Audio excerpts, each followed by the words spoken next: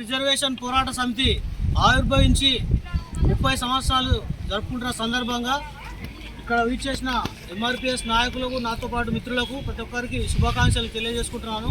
అదేవిధంగా ఈరోజు మందకృష్ణ మాదిగ గారి జన్మదిన సందర్భంగా ఆయనకు ఇవే మన శుభాకాంక్షలు తెలియజేసుకుంటూ, ఇటువంటి అడ్డాకుల మండల కేంద్రంలో ఎంఆర్పిఎస్ ఆవిర్భావ దినోత్సవ దినాన్ని జరుపుకోవడం చాలా సంతోషకరంగా ఉంది.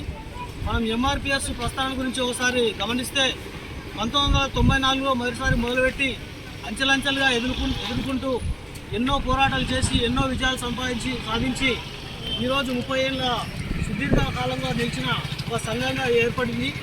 ఎంఆర్పిఎస్ ఓన్లీ మాదిగలకే కాకుండా అనేక జాతులకు, ఇప్పుడు ఉదాహరణకు చూసుకుంటే వికలాంగులకు పింఛన్ కానీ, వితంతులకు పింఛన్లు కానీ, 108 ఆరోగ్యశ్రీ అటువంటి మంచి ఎన్నో పోరాటాలు చేసి అటువంటి విజయాలు సాధించింది. ఇలాంటి కార్యక్రమాలు ఇంకా ముందు జరిపి ఎంఆర్పిఎస్ మంచి స్థాయికి ఎదగాలని, అలాగే మందకృష్ణ మాదిగ గారు ఇంకో 100 ఏళ్ళు అలాగే ఇలా నిల్చుండి చిరస్థాయిగా మాదిగ జాతికి మంచి గౌరవం తీసుకొచ్చిన అతను ఇంకో 100 ఏళ్ళ బతికి మంచి జాతి కోసం మంచి పేరు తీసుకురావాలని కృషి చేస్తూ ఈ అవకాశం ఇచ్చిన ప్రతి ఒక్కరికి కృతజ్ఞతలు తెలియజేసుకుంటాం.